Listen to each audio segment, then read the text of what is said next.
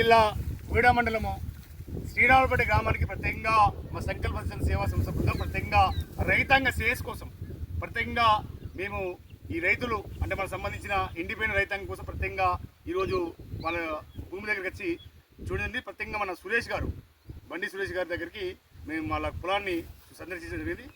ప్రత్యేకంగా చాలా రైతు నష్టపోయాడు చాలా మన సురేష్ గారు. ఎందుకంటే ఇంత ఆ గోమాతలు ఈ సంబంధించిన ఈ అంత మొత్తం కూడా వరి కూడా మేస్తున్నాయంటే చాలా బాధాకరమైన విషయం. ప్రత్యేకంగా ఈ రాష్ట్ర ప్రభుత్వాన్ని ప్రత్యేకంగా కోరుతున్నాం, ముఖ్యమంత్రి గారికి రైతు ప్రభుత్వం ఉన్న ముఖ్యమంత్రి గారికి ప్రత్యేకంగా కోరుతున్నాం, ఈ రాష్ట్ర ప్రభుత్వం ప్రత్యేకంగా సమీక్ష సమావేశం ఏర్పాటు చేయండి. ఇండిపెండెంట్ రైతాంగానికి ప్రత్యేకంగా ఎకరానికి ఒక 30,000 రూపాయలు ప్రత్యేకంగా ఇవ్వాలని ప్రత్యేకంగా మా సంకల్ప సేవా సంస్థ నుండి ప్రత్యేకంగా కోరుతున్నాం.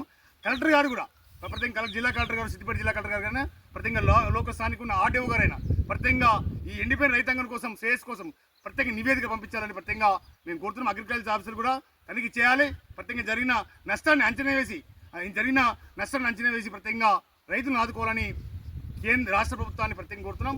మంత్రి గారు కూడా పర్యటించాలి, ప్రణవ్ గారు ప్రత్యేకంగా సందర్శించాలి, రైతులను మరి భరోసా కల్పించాలి. ప్రభుత్వం వైపు నుండి ప్రత్యేకంగా వేడుకుంటూ మా సంకల్ప సేవ రైతు ఇప్పుడు కూడా వెన్నంటే ఉంటుంది. గత 20 సంవత్సరాలుగా రైతు చేసుకో సేంద్రియ ఎరువుల పైన కూడా మేము కార్యక్రమాలు చేస్తున్నాం, రైతులను అవర్నీ చేస్తున్నాం. కానీ ఈరోజు మేము రావులపేట వచ్చి మన బండి సురేష్ గారు మరి పొలాన్ని చూస్తే చాలా కన్నీరు వస్తున్నాయి. ప్రభుత్వం ప్రత్యేకంగా ఆదుకోవాలని సందర్భంగా విజ్ఞప్తి చేస్తున్నాం. సిద్దిపేట జిల్లా కోయిడా మండలం శ్రీరామపల్లి గ్రామం. నా పేరు బండి సురేష్, సన్న బండి మల్లయ్య. మేము కౌలు రైతు, మాకు ఉన్నది 2 ఎకరాల భూమి, ఇంకో 4 ఎకరాలు కౌలు తీసుకున్నాం.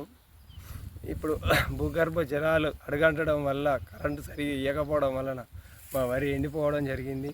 1 ఎకరానికి 20,000 పెట్టుబడి పెట్టాం. ఇప్పుడు సగం పంట చేతికి వస్తుంది, సగం పంట ఎండిపోవడం వల్ల మేము ఆర్థికంగా చాలా నష్టపోతున్నాం. కనుక రాష్ట్ర ప్రభుత్వం ఏమైనా కనుకరించి మా రైతుల అందు దయదలిచి ఏమైనా సబ్సిడీలు అంటే రైతు బంధు ఇలా సకాలంలో ఇచ్చి రైతుని ఆదుకోవాలని కోరుకుంటున్నాం.